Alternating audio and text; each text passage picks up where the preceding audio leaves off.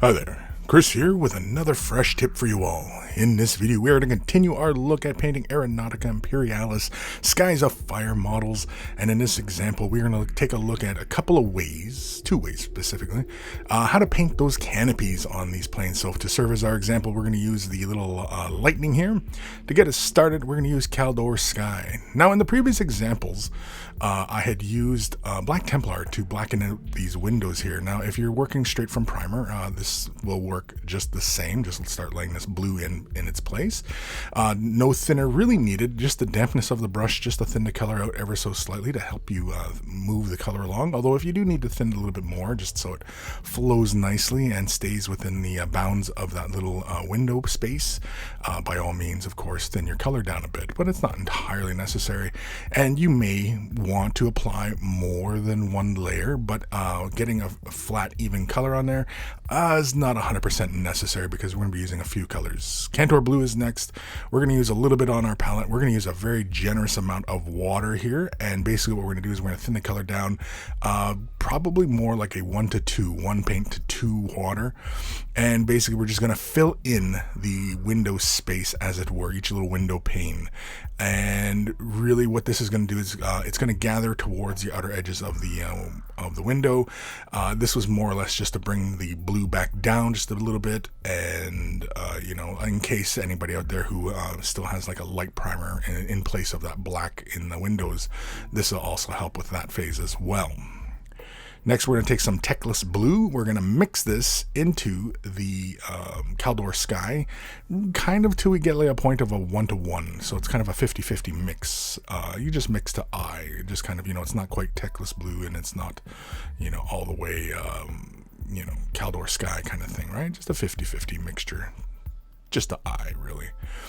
We're filling in the color about, I'd say a little bit more than, say, 50% of the window space, building the color towards the bottom of the window pane itself. And again, we're going to go for a bit of a translucent type effect, kind of like what we do for gemstones and such.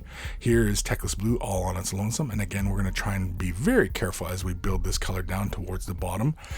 This is one way of doing these window panes. Now, of course, this is sort of labor intensive, really, because we're laying in all these layers. Now, of course, we could also have done this in a wet blend type fashion, which I also had considered demonstrating as well, but I figured a layered approach for anybody out there who's more comfortable with just simply laying the colors on. And of course, layering the colors, if you work with the colors in a fairly thinned out consistency, is essentially the same as glazing. So, choose your battles. White Scars next. We're mixing this into the Techless Blue, kind of probably closer, not quite 1-to-1. It's more like closer to 1-to-2, but it's not quite that either. It's sort of in between that. I don't want to bust out too many ratios, but again, we just pretty much mix to eye usually whenever you see me mixing colors. And of course, you could also use the GW color that is probably closer to this value anyway. So if you want to go with a fairly light blue, not quite, all the way to a white, but still has blue. I think it's like Blue Horror. I think the edge color is. It's probably a little closer to this color. And again, we're just being very, very careful as we catch the bottoms of the windows. It is very important to try and maintain as much accuracy as possible as you're working your way through there, just so that you can, see the gradient of color in there. Don't worry if you have harsh steps there. Again, these windows are so small that the eye kind of blends these all together. The camera here doesn't really, do it justice, but when you're looking at it by eye, it's really quite, there's a transition of color. The eye sees the transition of color there. And of course, we added more White Scar to this mixture. It's probably more like a 1-to-2, 1-to-3 type of ratio, 3 being the white. And just a very thin line just along the bottom. Finally, we're going to come in with some White Scar here. And really thin, we are going to just use the dampness of the brush to thin the color out ever so slightly. And we're also going to work the color in the high points where it gets a little bit darker, but also I do a little bit of a streak as well. Kind of just, it's a bit of that animated, kind of simulated, illustrative type of look to glass. Often you have little streaks running along the glass, and that's really what we're representing here. So you see, it's almost kind of like I'm drawing like a half arrow in the upper portion of the window. So I draw a line kind of in a dark point, but then I bring 1 or 2 streaks down very carefully to represent that little glint off of the glass. And that is one way of getting it done. You can see it's pretty straightforward here. I'm just going to use some Administratum Gray because that is the base color at which these models were painted. And I'm just going to clean up some of the edges because I did make boo-boos because, nobody's perfect. And so just very carefully, I'm just going around. And of course, as long as you're very careful and deliberate and, you're doing these models, even to just a tabletop, I mean, you can go around and clean them up and, wow your friends and what have yous, right? Finally, we're going to use some technical art coat. This is a gloss varnish for finishing off little areas. And I'm just going to slap. There's a little bit of dampness to the brush, which helps with the flow, which is actually going to be very helpful in these situations where basically we want to just fill a little paint in, not fill it in like in the sense that we're just going to shellac it right in there, but just to give us a nice even coat onto that area. And once it's dry, you can see we have this nice little glistening window pane on the fighter. And of course, it's obviously it did not clear transparency, so you can't see inside, so we got to paint this. And of course, this kind of theory works as well for larger models. Next, we're going to take another look here. I'm going to use Gray Sear. Now, this is going to be in place of laying the color on top because I know a lot of you enjoy painting your models or priming your models in black or dark grays or what have yous. So this is for anybody out there who's going to follow along with this and use a darker color, or as I have in this case, I had that Black Templar in each of the little window panes. So I want to cover over that, and I'm going to use Gray Sear. And because I'm using Gray Sear, you can probably already guess what colors and which way I'm going to go about doing this next little example here. But as I'm filling the color into these little areas, trying to be somewhat neat and everything. But again, like I said, if we go outside the windows, not a huge problem, because as long as we got our base tones next to us, we can pretty much cover up any little boo-boos we make. I do 2 layers in there. That's why the color looks so solid.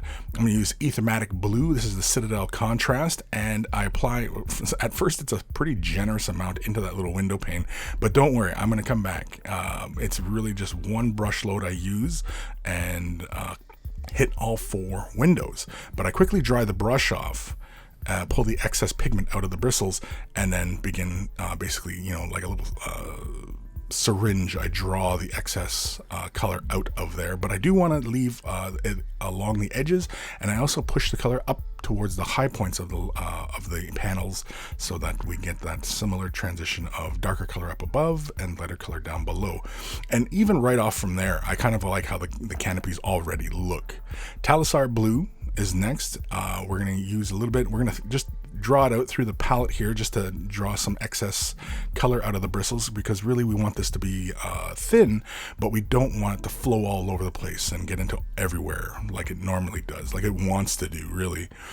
And so with this application of the color, we're just simply gonna again do it in kind of like the reverse order essentially. And this is really the difference between using contrast paints and regular opaque paints such as Citadel's regular color line, is that you actually kind of like reverse the direction on which you build color. Regular opaque colors you build upwards to bright colors, and with the Citadel contrast you build downwards, really. Leviathan Blue is next, and it's just a very thin little application at the high points, really up near the frame of each of the little window panels. Again, like I said, like this is a quicker way to do this effect, but I mean, even after the Aeronautic Blue, it already looked pretty cool. And if you really want just a quick way of hammering this out, you could just do Aeronautic Blue and be pretty much done with it, really. The Leviathan Blue is up on top, and you can see we've got already sort of similar effect what we've done previously. I'm going to slap a little bit of white scar onto my palette, just the dampness of the brush, just to thin the color out ever so slightly. And then just very carefully here, I am going to again do the same thing, just basically drawing a little line up on top with maybe a streak coming down. It doesn't have to go down both sides. It might just come down one side. Again, it's entirely up to you how you want to do it. I wouldn't do it just simply as a dot though, because it's not quite like a gem effect that we're doing here. You also might want to try and keep the line a little straighter than what I've demonstrated there. I do come in and finesse these lines a little bit better by hand. As you may notice here, there's a little bit of difference, and of course I threw the little streaks in there, but otherwise it is pretty much the same effect for both of these. This was 2 ways of doing the canopies, and I also did the cleanup as well. I didn't demonstrate that as well because I showed it previously in this example, but that is it. Do not be afraid to give that one a try. Big thank you to all my patrons. Without their support, these videos would not be possible. If you're considering Patreon support, click the link in the description below, and it'll take you off to a magical website called Patreon, where you can support at varying tiers and with varying levels of perks and such. So, huge thank you. Take care of those brushes, and they will take care of you.